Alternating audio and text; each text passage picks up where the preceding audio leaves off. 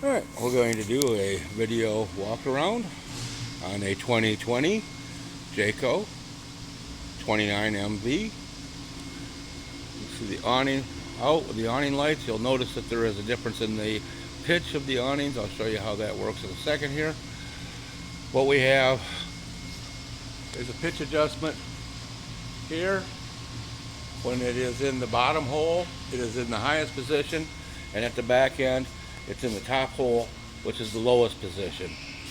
You can have them in either position at any time. It does not have any effect on the operation of the awning, just on the final appearance. You can have one end all the way up, one end all the way down like I have it here, or anywhere in between. Storage compartment right behind the entry door on the passenger side. Outside speaker, LP tank. In the LP tank we have a gauge. The yellow cap is the fill port. The round, or the little knob there, is a vent. It's called the fixed liquid level gauge. And the on-off valve that you operate, and regulators under the cover. When you operate the valve, you either open it fully or close it fully. Next up we have water heater. Atwood water heater. Turn this little tab to open the door. Water heater drain plug. You want to drain the water heater once or twice a year to keep sediment from building up, and you'll drain it when you winterize the unit if you winterize. Gas valve, burner, control board, T&P valve, which is temperature and pressure valve. Some people call them boiler valve or relief valve. They have different names, but it is a T&P valve. Down here, these spade terminals are connected to thermostats. The rear one is called ECO, it's emergency cutout. The front one is your thermostat. Your power comes into the thermostat, goes through the thermostat, and comes out through this little plastic tube, which is a thermostatic fuse. The idea behind that is if the heater were to fail or something and cause it to overheat, the fuse would blow and shut the power off to the control board. Simple operation. Close it back up. Coming up here is the back of our refrigerator. It's a Norcold refrigerator. It has a control board. Back up in there you can see the 110 plug-in. The gas control valve. The gas control valve has this little knurled knob with a line in it. When the line is horizontal, the valve operates. When the line is vertical, it is shut off. So if you have a gas problem, you can shut the gas off to the refrigerator. Over here is our chimney boiler. At the bottom we have our gas burner with a little pilot door you can open up to check the flame. And coming in up here in the top, if I can get a good picture of it, where those wires are coming in, is the electric heating element. This refrigerator only heats or cools on gas or on electric. However, the control board is 12 volt DC. Next to the control board is a little box. This little box has got a red LED on it. This is a safety device that's been added by the manufacturer to prevent overheating. Inside the boiler is a thermostat attached to this box, and in the event that it overheats, it shuts the power off to the refrigerator. There's a reset procedure that you can look up on YouTube. It's pretty simple. Basically it involves using a magnet, and the little red LED will tell you when you have a problem. Down below the refrigerator is your furnace. All you see out here is the air intake and air exhaust. It is direct vented, meaning all the combustion air comes in from the outside and all the exhaust goes out the outside. They do recommend, when not using the furnace, to put a screen over this so that you do not fill the furnace full of bugs, turn it into a bug hotel that won't work. Below is a storage compartment. The storage compartment has a light, 110 outlet, and a TV antenna hookup so that you can plug in a TV and hook the antenna up outside. Exhaust, another storage compartment here, another outside speaker, And then to the rear of that is a larger storage compartment with a light. I will point out this unit has not been through final detail yet. We're just prepping it, getting ready to go. Try to get these videos out to you as fast as possible. You have a ladder to get up on the roof. We recommend cleaning the roof once or twice a year and inspecting it. What you're going to do is use a soft, mild detergent and soft brush, clean the roof, and inspect all the seams on an annual basis. Up here is your backup camera, third brake light, and your marker lights going across the top. Standard 2-inch receiver, 7-way trailer plug.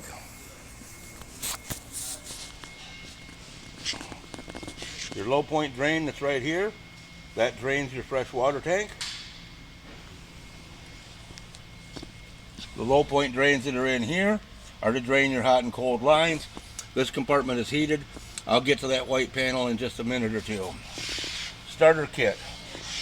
Starter kit's got toilet paper, toilet chemical, a sewer hose, a water hose, a 110 adapter, and a water pressure regulator. Fuel tank, where you put your gasoline in. Down below, we have our sewer hookup, black valve on the front, gray valve on the back. When you empty the tanks, you always want to empty the black tank first. Once you're done emptying it and rinsing it, if you're going to, close the black and then drain the gray. You go a little bit further forward, we have an outside shower with a water pump switch, hot, cold, and has a shower head on a hose. There are two hose connections here. This rear one has a caution sticker next to it. That is your black tank rinse. If you hook a hose directly up to this and turn it on, you are spraying water into your black tank, so you want to have the valve open so that it doesn't overfill. The forward one, which is currently hooked to a hose, is your city water connection. That connection has multiple purposes, and I will go over that in a little bit when we go back in that area. Okay, we're back in that rear compartment where your sewer hose starter kit is in. And I'll try this light and see how bad of a mess it makes. You have two valves and a little map right below them. The valves currently are in positions 2 and 4, which is sanitized winterized, because I just used that position to de-winterize the coach. Excuse me, 2 and 4. Alright, 2 and 6 looks like that. When it's in 2 and 6, that's city fixtures.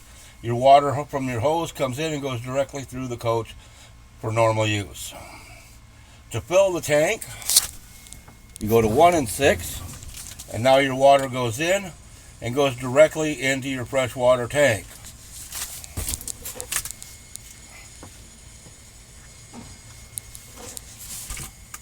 So when you're at a campground, you use 2 and 6 when you're hooked up, and if you want to top off your freshwater tank before you hit the road, you put it to 1 and 6 to fill your tank up. 1 and 4 on this, you'll see, is country fill. It's also sanitized tank at the bottom of the list. When we get inside, I'm going to show you that there is a short hose that you can hook up in place of the water hose. It is a suction hose. When we put this on 1 and 4, we are now going straight into the tank, but we're using the water pump to suck water in and pump it into the tank.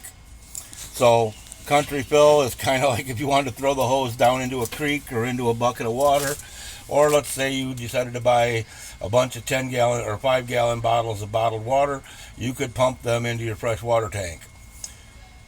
You'll see it says sanitized tank. That is, if you wanted to sanitize the tank, what we normally do is mix up a solution of bleach and water, and again, check what you are doing, but I usually put a fairly heavy concentration of bleach into a 5-gallon bucket, pump it into the fresh water tank, drive around for a little bit to slosh it around good and get it all over the inside of the tank. Then you want to stop, drain that tank, rinse it, flush it, and you're ready to reuse it. The last setting on here is 2 and 4.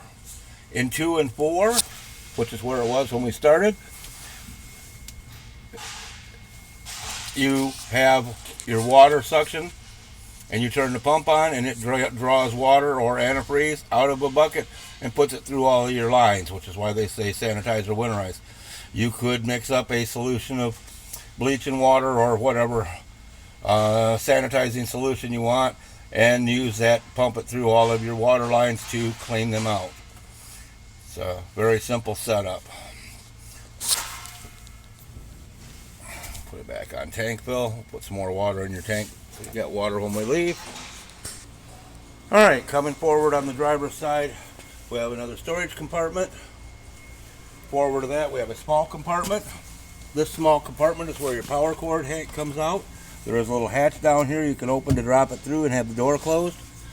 There is a cable TV connector here. If you go somewhere that has cable, this is where you hook the cable up. And there's a 110 outlet here. Forward of that, we have another storage compartment. And in front of that is our generator compartment. There's a 4,000 watt gas generator, Onan. Has two handles here. You flip them horizontal, pull straight out on the top, and lift the door off. Air filter has the part number right on it if you need a new air filter. Starter solenoid is right down there and your battery connections are there. Carburetor, start, stop, and prime switch. Down below, kind of hard to see down in there, but I'm touching it with my fingertip. There is a circuit breaker down there. The circuit breaker needs to be on in order for your power to come out of the generator. The generator will run with the breaker off, but it will not produce any power out. Oil fill and dipstick. Now, start, stop switch. Stop is stop, start is start. If you hold stop, after about 20 seconds, the light comes on, we are running the fuel pump. When we do this, we are now priming the system. So if the generator hasn't ran for a few days, hold the prime button for 20 or 30 seconds, and then try and start it.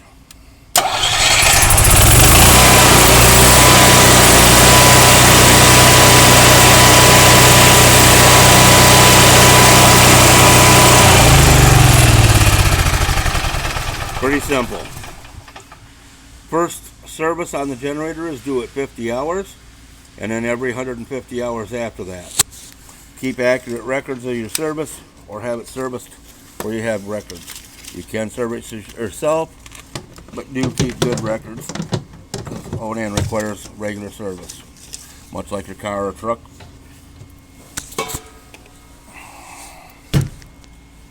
Generator exhaust pipe, right here. It is great for grabbing shins, so do pay attention when you're walking around it. It will bite your shins. Inside the doorway, yellow sticker has your vehicle information and your tire pressure ratings. Further down, white sticker, that's a Ford sticker, and another Jayco sticker with more information and tire ratings on it. With a few exceptions, every single thing in the cab area is Ford Motor Company. The exceptions are the seat cover material is usually replaced by Jayco. The radio is provided by Jayco. It's not a Ford Motor Company radio. Down here on the dash, on the driver's side, is an auxiliary start button. That's also provided by Jayco. What happens when you press this button is it operates a solenoid and connects all your batteries together for more starting power. I'll go over the rest of the dash area and stuff later in the video.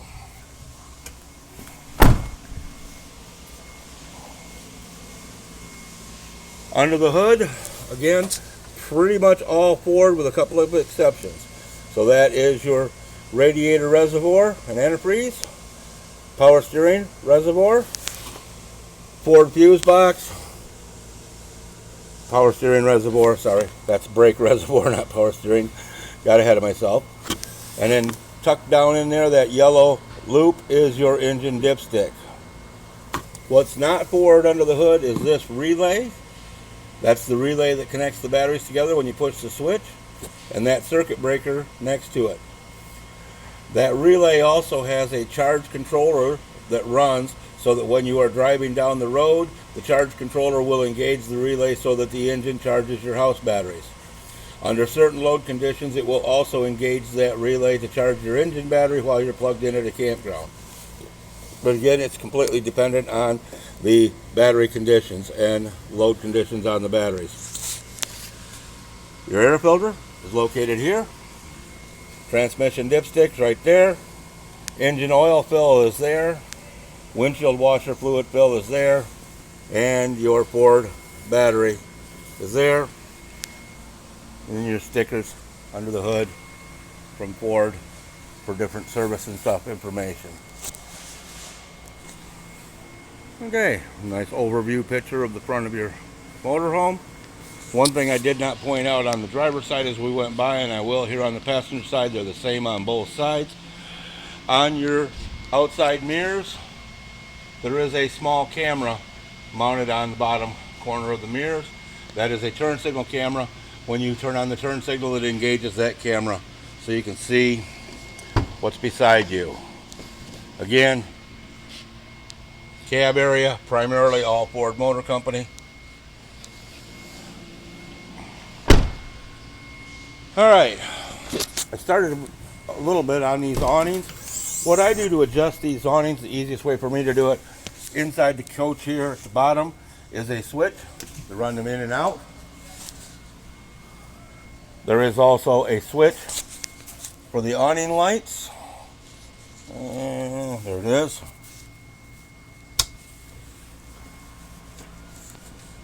And again, the awning adjustment has absolutely no effect on the operation of the awning, only the appearance and angle of the pitch. So some customers like to have one end tilted down so that if they get a little light rain, the water runs off better. Still recommend, if it's raining, roll the awning up. If it's windy, roll the awning up. There is no designed safety protection against wind or rain on this awning. To change the pitch, on either end, you push this little button in and pull down or push up to either extend the lower leg or retract it.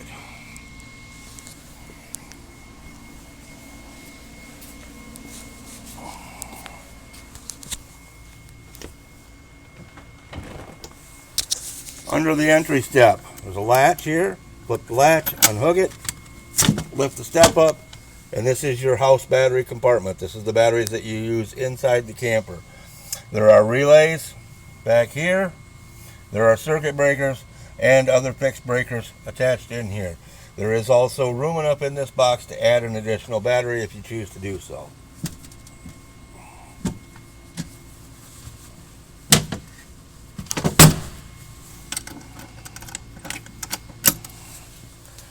Alright, main power switch has a light. Turn that off. It turns off all the 12-volt power inside the camper. Turn it on, it turns it all on. Electronic leveling requires the ignition to be on and the parking brake to be set. So let me go to do that. Okay, I got the ignition engine running and the parking brake set. We press the power button, it lights up. I don't know if you can read very well in here, but we have a blinking light over here that says that we're low on the right side, and that the unit is ready with the jacks up is what the display says. We hit the auto level button, press and release, and it's going to go through a leveling sequence. What it will do is it's going to run the jacks down one at a time until they make contact with the ground. So your screen's going to say, like it says, wait, and then it says grounding left rear, grounding right rear. You know, and that will vary a little bit in sequence depending on what the computer tells it needs to do based on the level position when you park. For most people though, doing the auto level is the simplest way to do it. The one drawback that I have with auto level is the computer's idea of level and your idea of level may not be exactly the same. And it also has a margin of error of approximately 1 degree, which on a coach at this length, 1 degree can be an inch or two difference front to rear, and close to that side to side. Okay, so even when it says it's level, it's only close to level, so you may want to touch it up. When it's all done, we see just the green light blinking in the middle. It says it's analyzing. So what it does is it stops, it analyzes its position, and makes minor changes. Finally, there it goes. It says auto level success, which means it's done. Now, if you find that you're not happy with it being done, you can use the up-down arrows and adjust it through different things. Check settings, check your side to side, front to rear, and then finally it comes up with manual level. When it says manual level, you press the enter button. Now you can raise the front by pressing the front button. You can raise the right by pressing the right button. Okay? And when you do that, it will tell you how close it is to level. Again, it may not be your preferences. You might want to adjust it totally different. You can go online, pull up the manual, or go through your manuals and get and read up on it and reprogram it to whatever you want. In manual mode, the retract is not automatic. Okay? So you can, if you get it, say you auto level it and it's too high, you can put it in manual mode and just bump the retract button, turn the retract on, lower the rear, lower the front, lower the right, lower the left, whatever you want, manually. Turn it back off. When it's off, now you're back to manual extend. Raise the front, raise the rear, raise the right, raise the left. Put it in retract, it's manual retract, lower the front, lower the rear, lower the left, lower the right. All done, walk away. It will time out after a while, or if you want to put the jacks away, you just hit the up-down arrows. It says auto retract, hit enter, and it will auto retract. We're going to leave them on for now. Just shut the power off, and I'm going to go shut the ignition off. The outside speaker switch is right here. Flip the switch for outside speakers. Okay, to the right of those switches is your carbon monoxide and LP detector. It's hard to be politically correct about the LPD detector because they have a tendency to say things are a little off color. First basic thing is, number one, it is a flammable vapor sensor. That means it senses any flammable vapor and sets off an alarm. It doesn't care if it's LP, hairspray, cooking spray, or any other flammable vapor, it will set off an alarm. It's located in the kitchen area. Most people put their cleaning solvents under the kitchen sink. Many of those are flammable. If they spill, it will set off an alarm. The second thing about this is that LED is green. This is powered off the house batteries through your main power switch. If the battery voltage goes down due to power loss or any other reason, the sensor will fail. When the sensor fails, it will set off an alarm, and that green light will turn amber or yellow. That means 90% of the time that what you have is low battery condition. The failure rate on these physically is very low. They're pretty accurate. They're almost too accurate. They tend to annoy people. So if it goes off, your rule is get out of the coach, shut your LP off, make sure everybody's safe, and then go find out what caused it to go off. If it has a yellow light, it's probably a battery voltage. Not always, but probably. If it has a red light, it is most likely a flammable vapor of some form. Could be a cleaning solvent spilled, could be any of a number of things. So if it has a red light, you need to use your nose, eyes, ears, and find out what's causing it to go off. Above that, we have a 110 outlet. To the right, we have a row of switches, exterior lights, which is your outside porch light, power step. When the power step switch is off and you close the door, the steps go in and out every time you open and close the door. When it is on, they will stay out with the door open or closed. That switch is overridden by the ignition, so when the ignition is on, it cancels that switch out. The last switch is your interior lights, which turns on your overhead lights in here, so that when you open the door, you can turn some lights on. On top of the counter, we have this little pop-up power center. It has USB charge ports and 110 outlets. To put it away, there's a little red piece here. Push that in, it goes down, push it down. There you go. To bring it back up, press down, it pops up, pull it up till it latches.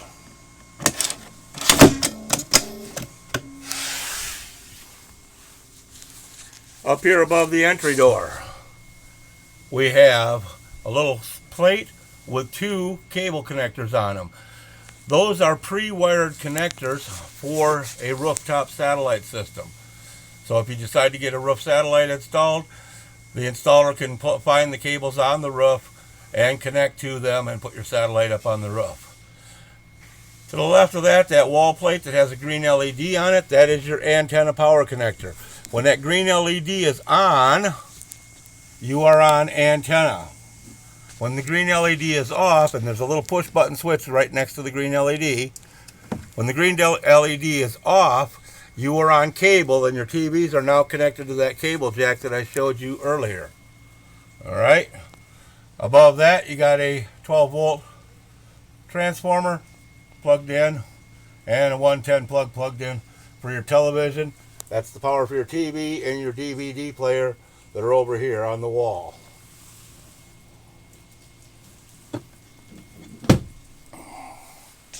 Alright, up here is our convenience center, monitor center, whatever you want to call it. Starting at the top left, we have a generator hour meter, and we have generator start and stop that works exactly the same as the switch outside. If I hold stop, the light comes on, that tells me I am priming the generator. Hold start, starts the generator. When the light's on, the generator's running. Stop, shuts it off. Inverter. The inverter you hold for a few seconds, the light comes on, and now the inverter is on. What the inverter does is gives you 110 power off of your batteries. Okay? Works out nice, it's good as a backup. Generally in these smaller units, because you have limited batteries, I don't recommend you leaving it on all the time. Use it as an emergency backup, or try and add more batteries so you have more power. Press and hold to shut it off. What that does is it powers a couple outlets, and it powers usually the TVs. Then you have 2 slide out switches below the hour meter. They each say extend and retract. With slide outs, make sure there's a place to go. Make sure it's not going to tear the back of your seat up or damage anything. If you have any loose items rolling around in here, you might want to do a visual inspection before you put the rooms out. Also, if you're parked next to something, you want to make sure there's room enough next to you to put the room out. When you're all set with that, hit the extend button and the room will go out.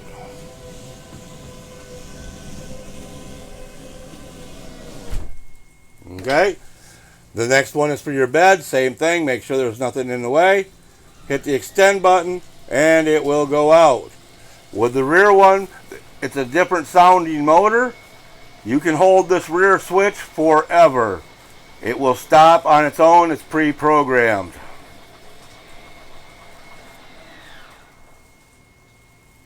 And I'm still holding the switch. Nothing will happen, it's pre-programmed. The front one is a little different mechanism, so you do need to make sure you let go of the button. Back to the panel. We have a row of LEDs here. Below the LEDs are some markings. You'll see E, 1/3, 2/3, and full. Below that you see low, fair, good, and charging, and battery. So when I press the battery switch, test switch, we use the battery lines. When I press one of my tank switches, we use the tank line. So if I press the battery switch, all 4 lights on means that it is charging. 3 lights on means that it is good but not charging. Your fresh tank is full. Okay, your black tank is empty and your gray tank is empty. Down here, tank heaters. Turning this tank heater switch on energizes the system but does not always turn the heaters on. The tank heaters require all 4 lights to be on with the battery testing so that you're charging the battery. And they're also temperature set. Water pump turns the water pump on. Water heater. You have a choice, gas or electric or both. Always make sure there's water in the water heater before you turn them on. Well, I took a short pause. I went out and I switched the valves back over to normal, 3 and 5, because my tanks are now full, and we are now running this water with the onboard water pump. This is the water flow you'll get when you're driving down the road or parked with no hose hooked to you.